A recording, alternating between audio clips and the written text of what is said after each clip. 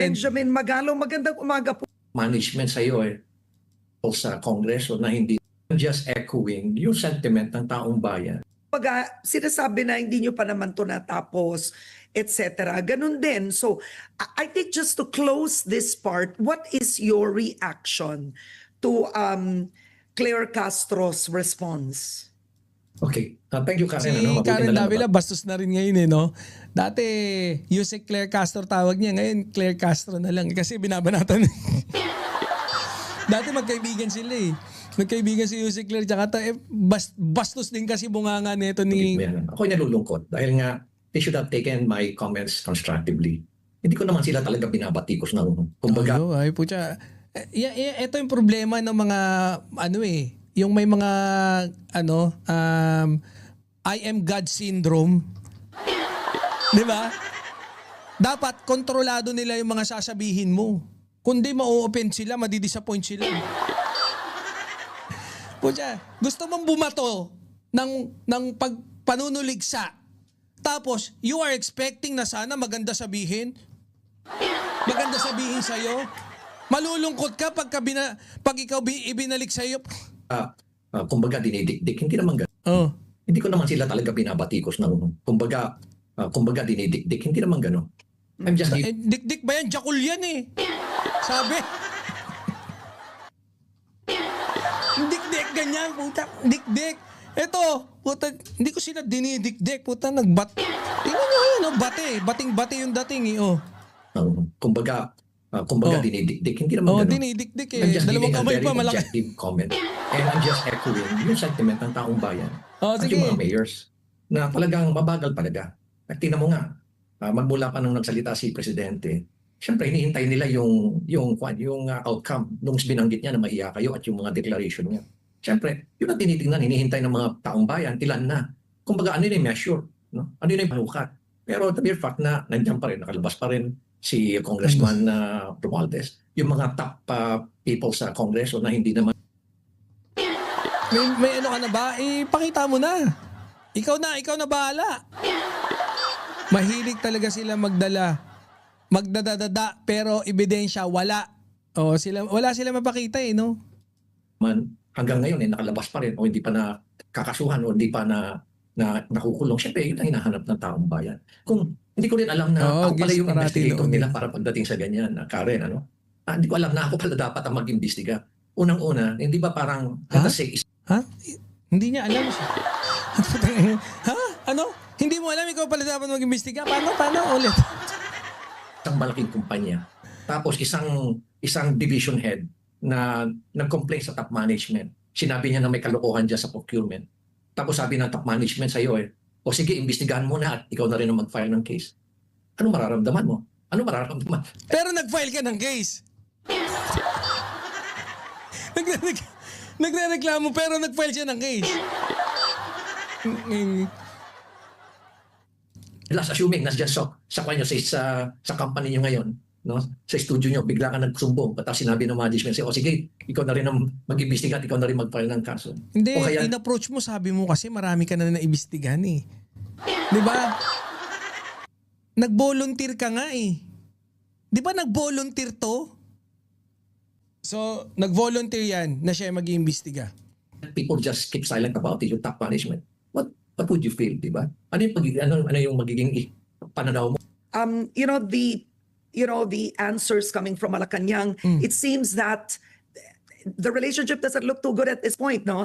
I mean, Claire Castro also reacted to allegations you made about House impeachment prosecutors having budget insertions na frankly speaking, totoo naman. So bakit pa nag-respond? Alam mo yun, ba't ka pa sinagot on this? Alam naman ng lahat na talagang may budget insertions. Kita mo, di ba? They feel like na dapat kung ano yung gusto nila, yun yung sasabihin lang. Sa impeachment prosecutor. So why did it come to this? Well, alam mo, nalulungkot nga ako na some people are trying to drive a wedge between me and the president. Pinasakay pa niya ako sa sakyan ko. Investigation ng mga anomalies. I need to come up with a comment. Alam nga naman, banggitin ko na, hindi, maganda ang takbo ng investigation. When in fact, alam naman natin na hindi. So sana, yung mga tao nagdadrive ng wedge dyan, gumagawa ng mga istorya, please, huwag naman nung kayo manira at huwag nyo rin sirain yung relasyon namin ng ating presidente. Maayos naman, napakabait niya sa akin every time na we see each other sa ibang mga event. Ano naman siya, very genuine siyang nakikipagkamay sa akin. Wala naman ako nakikita kaplastikan sa kanya.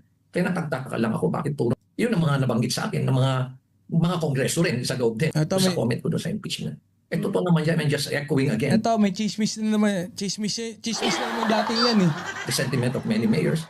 At itong balitaan ko pa about this impeachment, that they were promised 20 million, tapos 10 million pa lang na ipapadala nila, na ibibigay. And these things are really... May nabalitaan na naman siya. Chismis na naman. Oh, pero puta, hindi pa tinatanong ni Karen sino source niyo diyan. Meron na kagad sinabi. Yun ang mga nabanggit sa akin ng mga kongreso rin sa loob din naman nagbabanggit sa akin. Na may, naman may i-reveal ko. taga-kongreso raw nagbabanggit. Puta, ibig sabihin, hindi ka si Pulong hindi nabigyan ganon? Si Erice hindi nabigyan? Puta, yan, kontakin mo si Erice, baka totoo yung sinasabi mo. Hindi, nagpapaloko kayo dito kay Magalong? Biruin nyo, no? Kalokohan ni Magalong. Oh, meron daw ganun, 20 million, 10 million. Pero nakakainggitan, ganun. Ito yung sources ko. Pero taong bayan dapat malaman ninyo na Sino kaya magpupondo ng 10 million, 20 million? Kada isang... Ilan yun? Ilan yung naalala natin doon? 11 yata? Na congressman? So, ibig sabihin kung 11, putya 100, 200 million. Kanino kaya galing yun? Maratis this is talaga what si really is happening Magalong. yan sa loob yan.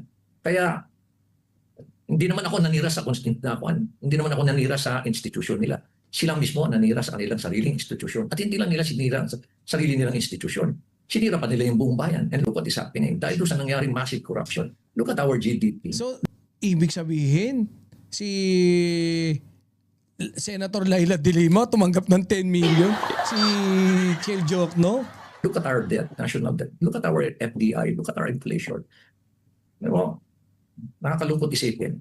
Okay. Pero, But I think just to end this, the palace did, through Undersecretary Claire Castro, she said that your rock netting investigation hit 6 years. And I want to ask you that essentially, what have you found? Because eventually it will lead to the safety, right, of your constituents in Baguio.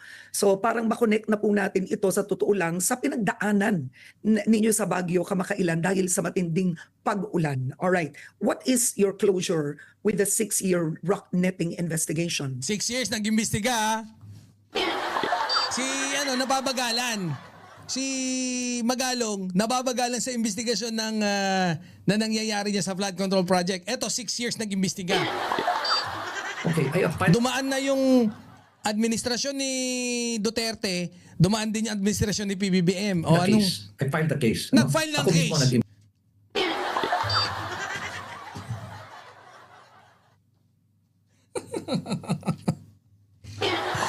Sabi niya gano'n, no? Kami pa pala yung magpapile ng case. Nagsumbong kami dito, nagkaroon kami ng kami na nag-imbestigasyon, kami na nagganto, tapos kami pala yung magpapile ng case. Puta, after 6 years, puta, lahat tama lahat kinain mo. Ang tanga mo! Magpapile ka rin pala ng case after 6 years? What made you do it? Imbestiga kami. Parating nyo kay Yusek Claire to ha. Oh, ayan oh. So, ang tinagal-tagal, after 6 years, magpapaimbestiga rin pala. Habang yung manugang nagre-reklamo, putya, ito daw, ganto ganyan.